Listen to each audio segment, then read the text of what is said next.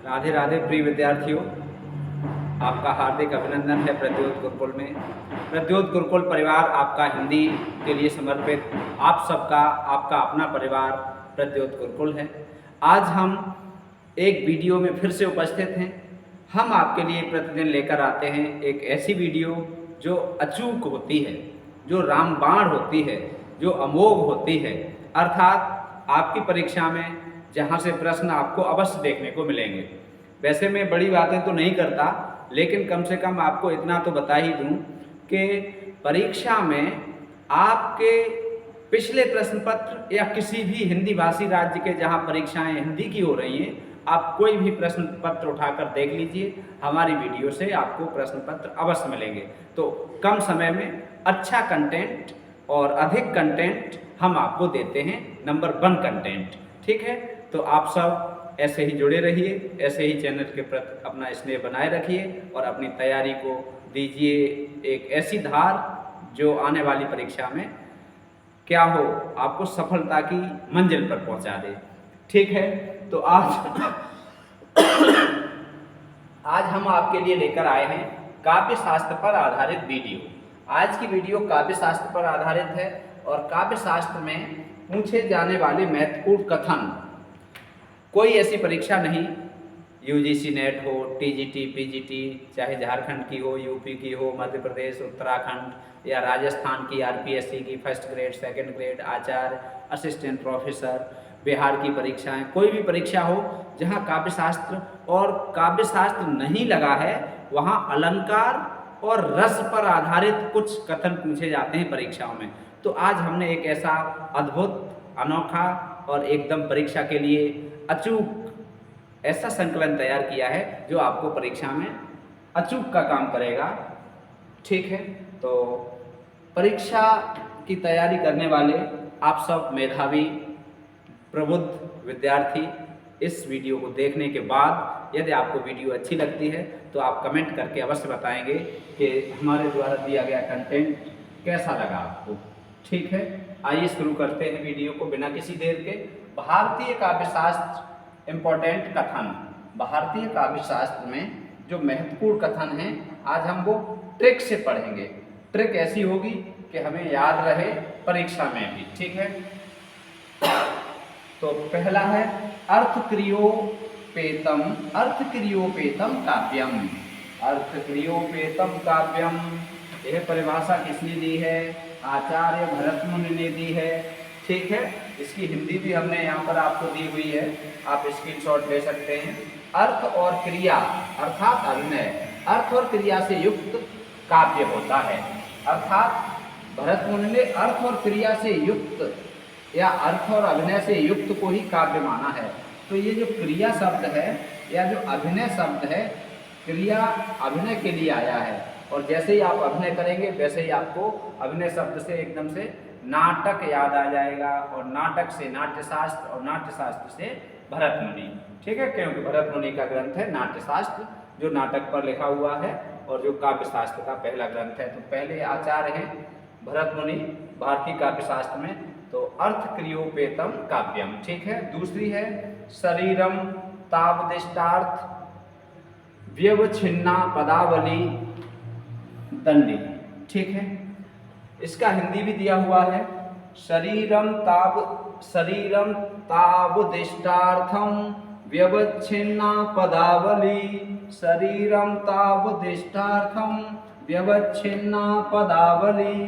दंडी ने ये कहा है काव्य का शरीर तो इष्ट अर्थ से युक्त पदावली से होता है। काव्य का शरीर तो इष्ट अर्थ से युक्त पदावली से होता है। याद कैसे करेंगे? ठीक है, ये तो हिंदी हो गई। अब देखो दंडी। दंडी से हम सिर्फ यहाँ याद रखेंगे दंड। ठीक, दंड इसका तद्भव होता है, परीक्षा में पूछा गया था यूपी में एक बार, डंडा। डंडा का तत्सम होता है दंड। ठीक है, और ये होता है छिन्न, विच्छिन्न या छिन्न। जब किसी को दंड दिया जाता है तो वो छिन्न होता है। ठीक है, विच्छिन्न होता है, बिखरता है, टूटता है, परेशान होता है।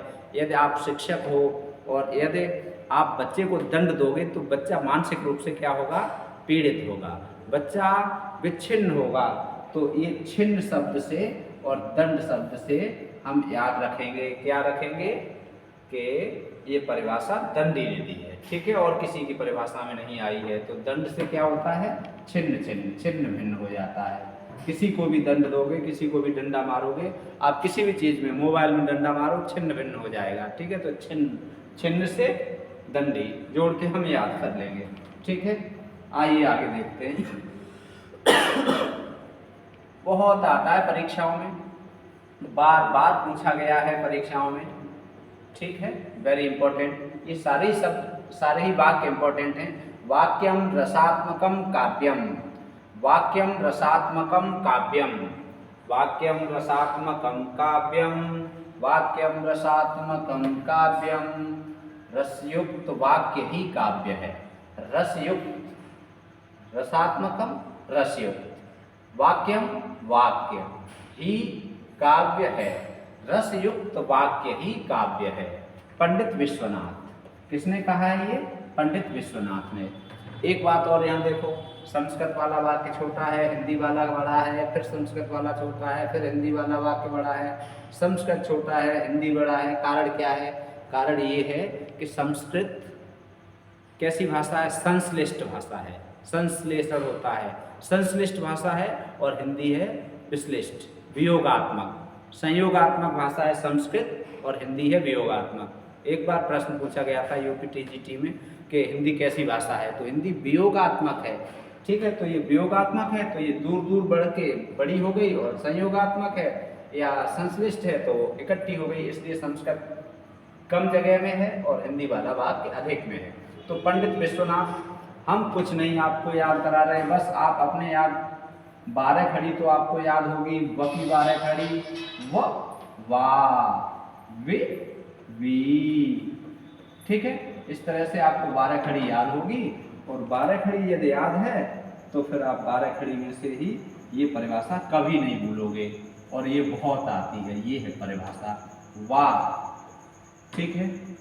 वाह, वाह से वाक्यम रसात्मकम काव्यम, ठीक, और वे से विश्वनाथ, ठीक, वाक्यम रसात्मकम काव्यम विश्वनाथ। सारी परिभाषाओं में वाक्य शब्द यहाँ आया है, ठीक है। हम आपको देखो, यहाँ भी कहीं वाक्य शब्द नहीं आया है, यहाँ भी कहीं वाक्य शब्द नहीं है, आगे की परिभाषाएं हैं, शुरुआत कहीं भी वाक्य से नहीं है, ठीक है। किसी भी परिभाषा में वाक्य से शुरुआत नहीं है।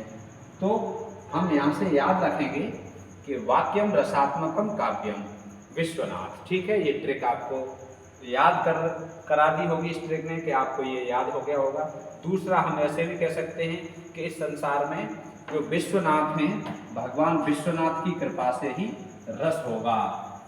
रस का अर्थ होता है आनंद। यदि इस संसार में कहीं आनंद होगा तो भगवान विश्वनाथ की कृपा से ही होगा, अर्थात आनंद नहीं होगा। तो ऐसे भी हम इसे याद कर सकते हैं। 2 ट्रिक बता दी, इसलिए 2 बताई हैं, इसकी थोड़ा सा समय इस पर दिया है कि ये सबसे महत्वपूर्ण है, बहुत आता है। वाक्यम रसात्मकम काव्यम, रसयुक्त वाक्य ही काव्य है। तो भगवान विश्वनाथ जहाँ कृपा करेंगे वहाँ आनंद होगा, और भगवान विश्वनाथ आप सब पर कृपा करें, आप सबको नौकरी दें, आप सबकी मनोकामना पूर्ण करें, आप सब पर भगवान विश्वनाथ कृपा करें, जिससे कि आपको अपना मनचाहा लक्ष्य मिल जाए, और जहाँ आप नौकरी चाह रहे हैं वहाँ मिल जाए आपको, ठीक है। जिस पद पर आप चाह रहे हैं उस पद पर मिल जाए। तो ये आपको याद हो गया होगा। आगे है शब्दार्थौ सहितौ काव्यम, शब्दार्थौ सहितौ काव्यम, शब्दार्थौ सहितौ काव्यम, शब्दार्थौ सहितौ काव्यम, शब्दार्थौ सहितौ काव्यम, शब्दार्थौ सहितौ काव्यम। शब्द और अर्थ का सहभाव ही काव्य है, शब्द और अर्थ का सहभाव ही काव्य है। ये कथन है भामह का। अब हम भामा को कैसे कहेंगे, भामा, भामह को हम भामा कहेंगे। क्या, याद करने के लिए, भामा, भामा के साथ, ठीक। अब आगे आप जोड़ लो, भामा के साथ कौन? श्री कृष्ण। श्री कृष्ण की एक पत्नी का नाम सत्यभामा था। ठीक, कृष्ण भामा के साथ आए, कृष्ण भामा के साथ आए, कृष्ण भामा के साथ आए। ठीक है, तो भामा से भामह, भामा से हम क्या याद करेंगे? भामह। ठीक, एक वैसे तो हमें तो परिभाषाएं ये याद हैं, लेकिन जब आप इन परिभाषाओं को याद करोगे तो बार बार कन्फ्यूजन होगा, भूलोगे, तो आप इससे भूलोगे नहीं। ठीक है, कृष्ण भामा के साथ आए, तो भामा भामा, साथ, ये देखो साथ, सहितव, सहितव का मतलब सहभाव, साथ साथ का भाव। ऐसे भी हम कह सकते हैं किसी का नाम लेके कि वह भामा के साथ आया। भामा कहते हैं ऐसी पत्नी जो क्रोध करने वाली हो, भामिनी। क्रोध करने वाली पत्नी के साथ आएगा तो उसे क्या कहेंगे? भामा। तो शब्दार्थ सहितव काव्यम, शब्द और अर्थ का सहभाव ही काव्य है। शब्द और अर्थ का एक साथ भाव मिलकर ही काव्य बनता है, ये भामा की परिभाषा है। ननु शब्दार्थौ काव्यम, अगली देखते हैं, ये याद हो गई होगी आपको, वेरी इंपॉर्टेंट है, बहुत आई है परीक्षा में। ठीक है, ननु शब्दार्थौ काव्यम, ननु शब्दार्थौ काव्यम रुद्रट। ठीक है, रुद्र से या रुद्रट से हम सीधे सीधे एक शब्द जोड़ लें, नन। ठीक, रुद्र, रुद्र, न न न न न न न, रुद्र न न न न, अरे रुद्र न न न न, हर कोई क्या कहेगा? न न न नु न न। रुद्र भगवान शिव का क्रोधित रूप, क्रोध होता है जब बहुत अधिक क्रोध होता है, संसार को नष्ट करने की इच्छा होती है, रुद्र रूप धारण करते हैं, तो सारी दुनिया न न न न करती है, तो क्या हुआ? नन। क्या हुआ? नन। नन शब्दार्थौ काव्यम, ननु शब्दार्थौ काव्यम रुद्रट। ठीक है, याद हो गया होगा। शब्दार्थ का समन्वय ही काव्य है, शब्दार्थ का समन्वय ही काव्य है, इसकी हिंदी। अगला, काव्यम ग्राह्यम अलंकारात्। ग्राह्यम अलग अलग लिखें तो हम ऐसे भी लिख सकते हैं, संधि है, काव्यम ग्राह्यम। ठीक है, काव्यम ग्राह्यम अलंकारात्। काव्य अलंकारों के कारण ग्राह्य हैं। ग्राह्य का मतलब होता है ग्रहण करने योग्य। काव्य काय के कारण ग्रहण करने योग्य हैं? अलंकारों के कारण। काव्य अलंकारों के कारण ग्रहण करने योग्य हैं, किसने कहा है? वामन ने। अब वामन कौन थे? भगवान विष्णु ने ब्राह्मण के रूप में 52 उंगलियों का एक रूप धारण किया था त्रेता युग में। कितनी उंगलियों की? 52, अर्थात बहुत छोटे रूप में। तो वो छोटे रूप में, बाल रूप में, बाल ब्राह्मण के रूप में कौन? 52। तो 52 कैसे होते हैं? बालक कैसे होते हैं? ग्रहण करने योग्य। जब सुंदर बालक होगा तो हर कोई उसे गोद लेना चाहेगा, तो 52 क्या है? ग्राह्यम। 52 काय के योग्य हैं? ग्राह्य, ग्रहण करने के योग्य। ठीक है, 52 सुंदर ब्राह्मण बालक। ठीक है, या हम सीधे सीधे सुंदर बालक कह सकते हैं। सुंदर बालक, 52। तो सुंदर बालक क्या होता है? ग्रहण करने योग्य, गोद में लेने योग्य। ठीक है, तो अलंकार, काव्य अलंकारों के कारण ग्रहणीय है। इन्होंने ये कहा कि काव्य इसलिए ग्रहणीय है, ग्रहण करने योग्य है, क्योंकि उसमें अलंकार हो। तो अलंकारों के बारे में, सौंदर्यम अलंकार, बहुत इंपॉर्टेंट परिभाषाएं हैं। सौंदर्यम अलंकार, सौंदर्य ही अलंकार है, सौंदर्य ही अलंकार है। बस हम फिर ये 52 को ही इसी से जोड़ देंगे। 52 कैसे थे? बहुत सुंदर थे। 52 कैसे थे? बहुत सुंदर थे। कोई नहीं जान पाया था कि ये 52 हैं, लेकिन जो दैत्यों के गुरु शुक्राचार्य थे उन्होंने पहचान लिया था।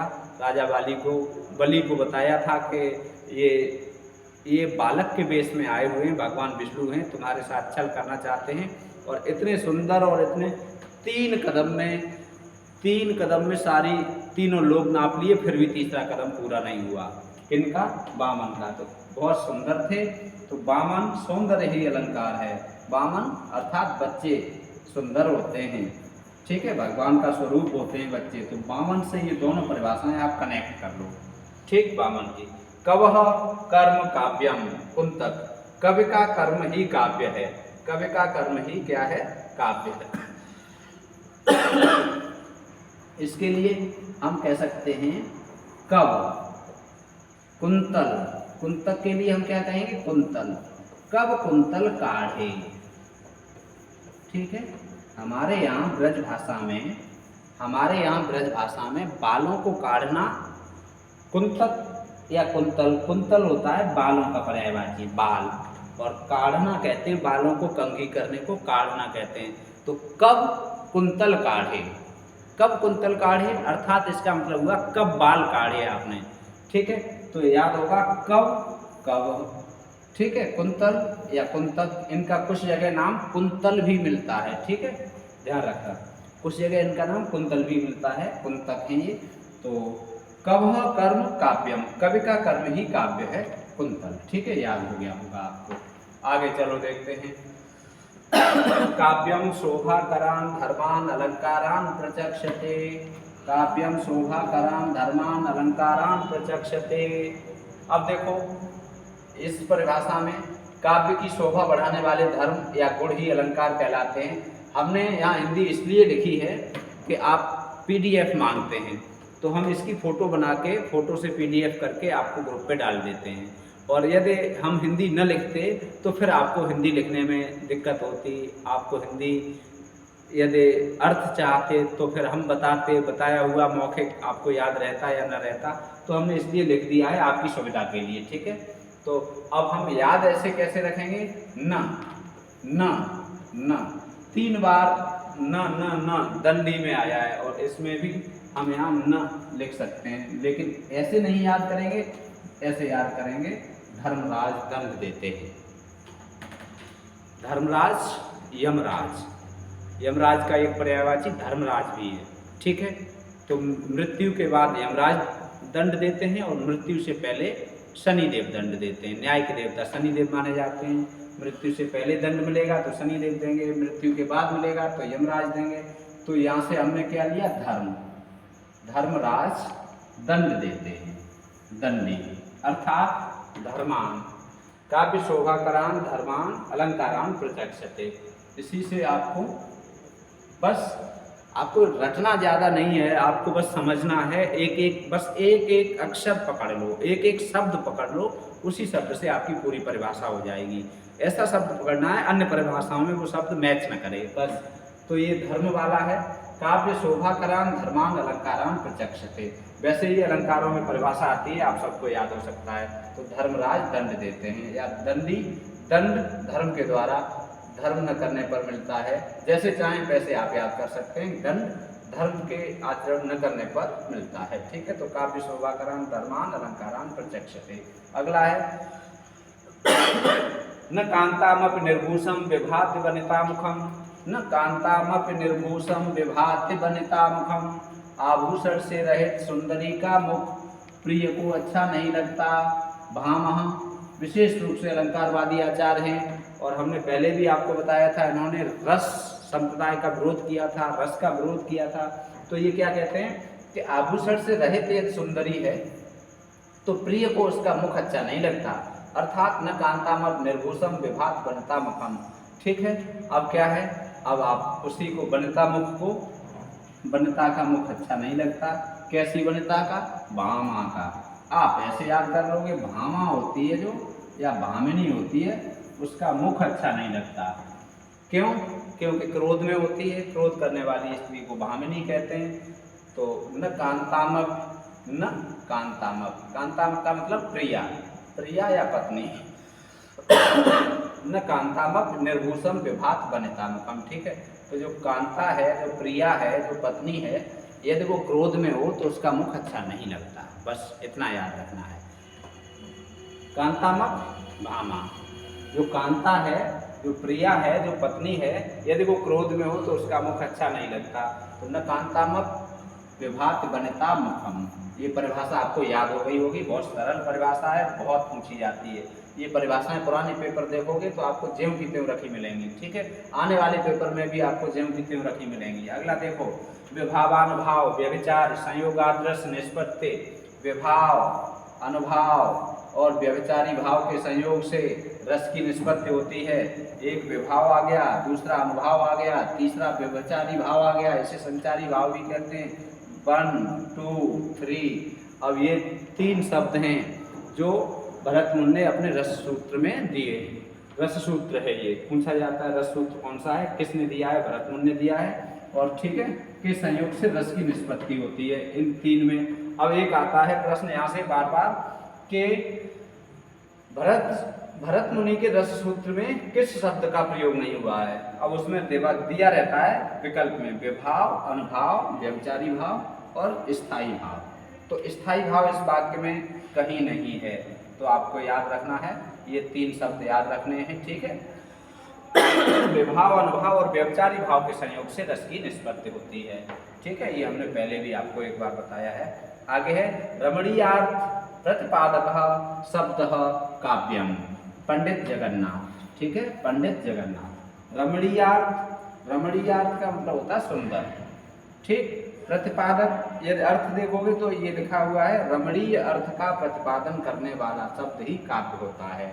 अब हम याद कैसे करेंगे, रमणीय का मतलब होता है सुंदर, ठीक है, और प्रतिपादक का मतलब होता है शुरुआत करने वाले। तो सुंदरता की शुरुआत कहाँ से हुई, जगन्नाथ से, जो जगत के नाथ हैं। संधि इसमें कौन सी है, संधि कौन सी है इसमें, जगत धननाथ, व्यंजन संधि है, ठीक है, जगत धननाथ, अर्थात जो जगत के स्वामी हैं भगवान विष्णु हैं, सबसे सुंदर थे भगवान विष्णु और सुंदरता के देव भी हैं, और भगवान विष्णु ही इस संसार को सुंदर बनाए हुए हैं, वो ही इस संसार का पालन पोषण करते हैं।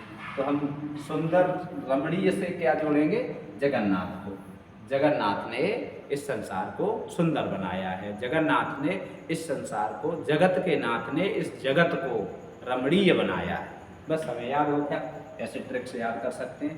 जगत के नाथ ने या जगन्नाथ ने इस संसार को रमणीय बनाया है, या जगन्नाथ ने इस संसार जगन्नाथ ने रमणीय संसार का प्रतिपादन किया है। बस याद हो गया, रमणीय शब्द बनाए हैं, रमणीय दुनिया बनाई है, सब कुछ सुंदर बनाया है जगन्नाथ ने, ठीक।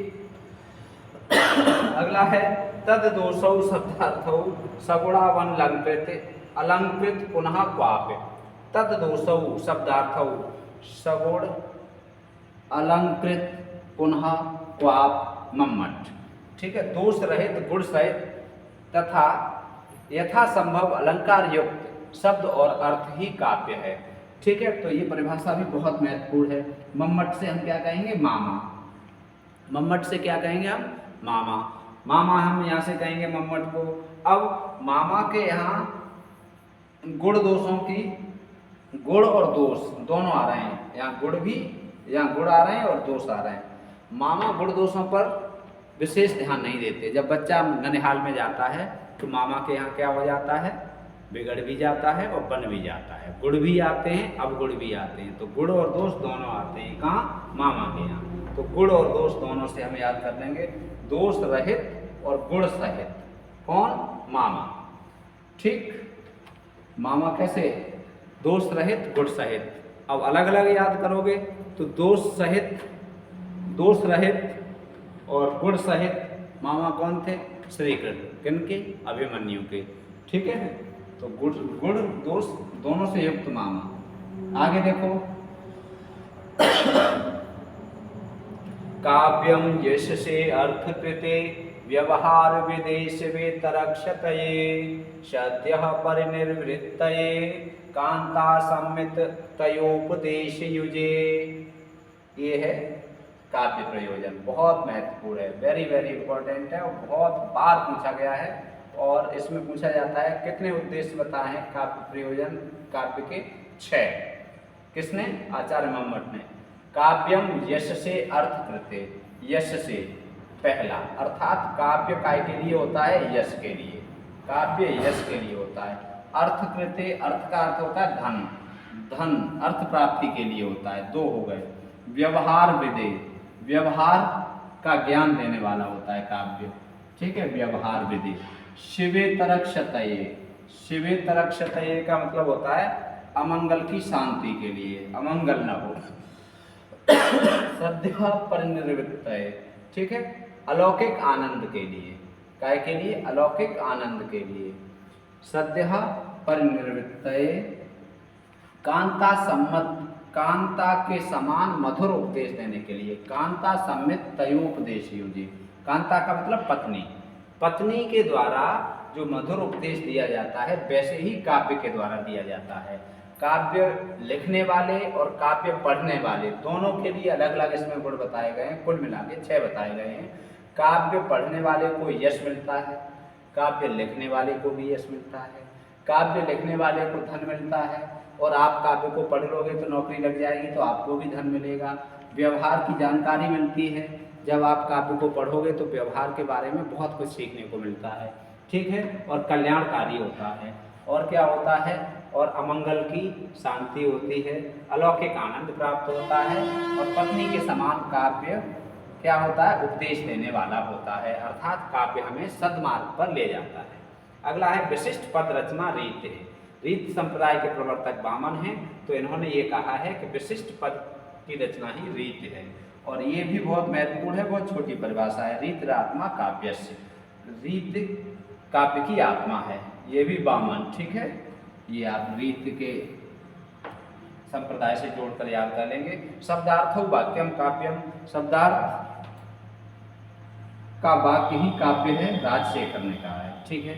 आगे है रसे नैव जीवत सर्वम काव्यम, ठीक है। किसने कहा है, अभिनव गुप्त ने।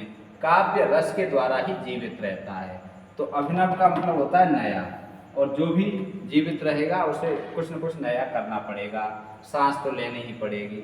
तो काव्यम रसे नैव जीवत सर्वम काव्यम, ठीक है, अभिनव गुप्त। अगला है अदोषौ सगुणौ सालंकारौ च शब्दार्थौ काव्यम। अब यहाँ पर औ औ औ, ठीक है, औ औ औ और फिर औ, तो ये औ औ औ औ औ हेमचंद्र, औ औ 4 बार आ रहा है, कौन है, हेमचंद्र, ठीक है। हेम का मतलब होता है सोना, ठीक है, और जिसके पास सोना ज्यादा होता है वो औ औ औ औ करता है, औ औ औ, मेरे समान कोई नहीं है, तो औ औ हेमचंद्र, ठीक। शब्दार्थ ते शरीर रस आत्मा, ये यूपीपीएससी असिस्टेंट प्रोफेसर में आया था, आंसर की में उन्होंने राजशेखर माना है, ठीक है, इंपॉर्टेंट है। अगला है प्रतिभा व्युत्पत्ति मिश्र संवेते श्रेयस्यौ एते, ये कथन भी यूपीएचईएससी उत्तर प्रदेश हायर एजुकेशन में ये पूछा गया था, ये पूछा गया है विज्ञापन संख्या 47 में, ठीक है। तो ये राजशेखर का कथन है, वेरी इंपॉर्टेंट कथन है। तो ये आज हमने आपको काव्य शास्त्र पर आधारित महत्वपूर्ण तथ्यों, महत्वपूर्ण कथनों की वीडियो दी। मुझे विश्वास है कि आपकी परीक्षा में यहाँ से प्रश्न आपको अवश्य मिलेगा।